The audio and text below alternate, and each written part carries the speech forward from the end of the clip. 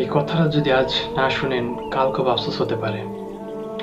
আমরা অনেকেই বলি যে সময় নাই, নামাজ পড়বো না বা পরে নামাজ পড়বো, মন চায় না। কিন্তু একটা প্রশ্ন, আপনি আমি যে ১ মিনিট পরে বেঁচে থাকবো, এটার কোনো গ্যারান্টি আছে?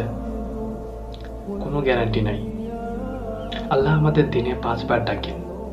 আমরা যদি এই ডাক না বুঝি, একটা সময় আসবে যে আমরা ডাক শুনতে চাইবো, কিন্তু তখন আর কোনো লাভ হবে না। তখন আর কোনো সুযোগ থাকবে না। এখনো সময় আছে। আপনি আমি যারা নামাজ পড়ি না, তারা যেন আল্লাহর কথা স্মরণ করে, মৃত্যুর কথা স্মরণ করে যেন আমরা মসজিদের দিকে যাই, নামাজ পড়া শুরু করি। ইনশাআল্লাহ আল্লাহ আমাদের উত্তম প্রতিদান দিবেন। আর এই ভিডিওটা শেয়ার করে দিবেন, যাতে হতে পারে এটা কারোর জন্য শেষ সতর্কবার্তা। ভালো থাকবেন সবাই।